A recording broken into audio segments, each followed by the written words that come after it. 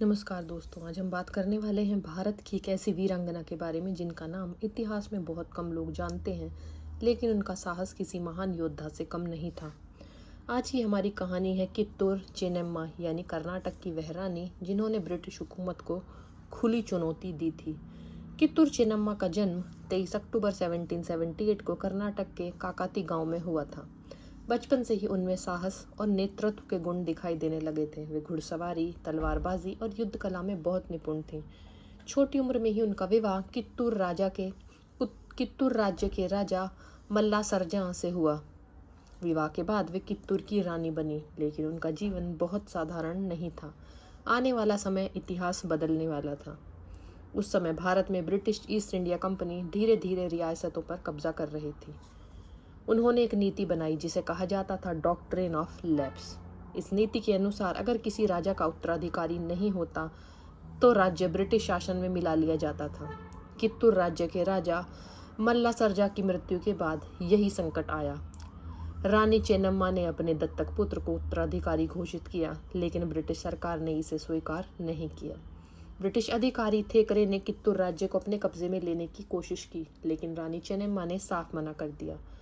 उन्होंने कहा कि उनका राज्य स्वतंत्र है और किसी भी हालत में इसे ब्रिटिशों को नहीं देंगी। यह वही क्षण था जब एक शांत रानी एक योद्धा बन गई। 1824 में ब्रिटिश सेना ने कित्तूर पर हमला कर दिया। उनके पास आधुनिक हथियार थे, जबकि चेन्नम्मा की सेना छोटी थी, लेकिन फिर भी रानी ने हार नहीं मानी। युद्ध में रानी चेन्नम्मा ने अपने सैनिकों का नेतृत्व खुद किया। कहा जाता है कि उन्होंने युद्ध में इतनी बहादुरी दिखाई कि ब्रिटिश सेना भी चौंक गई। पहले युद्ध में रानी की सेना ने ब्रिटिशों को भारी नुकसान पहुंचाया और उन्हें पीछे हटना पड़ा। कुछ समय बाद ब्रिटिशों ने फिर से बड़ी सेना भेजी। इस बार परिस्थितियां कठिन थीं।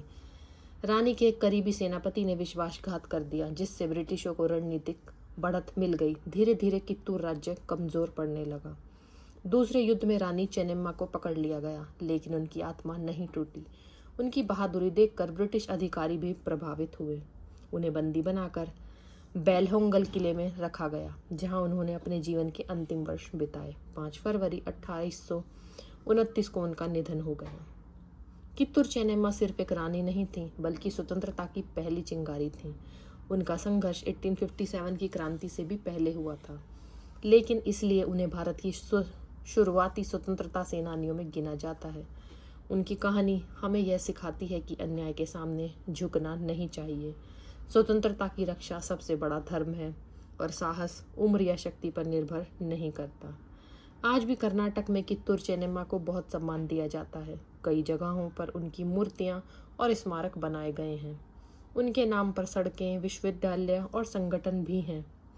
दोस्तों, कित्तूर चेन्नम्मा की कहानी हमें यह याद दिलाती है कि भारत की आज़ादी केवल बड़े नेताओं की वजह से नहीं मिली, बल्कि ऐसे अनगिनत गुमनाम योद्धाओं की वजह से मिली जिन्होंने अपना सब कुछ कुर्बान कर दिया। अगर आप आज़ादी की असली ताकत समझना चाहते हैं तो चेन्नम्मा जैसी वीरांगनाओं को याद करना बहुत ज़रूरी है। अगर आपको यह कहानी पसंद आई हो तो वीडियो को लाइक करो, शेयर करो और चैनल को सब्सक्राइब करना मत भूलना। मिलते हैं अगली ऐतिहासिक कहानी के साथ।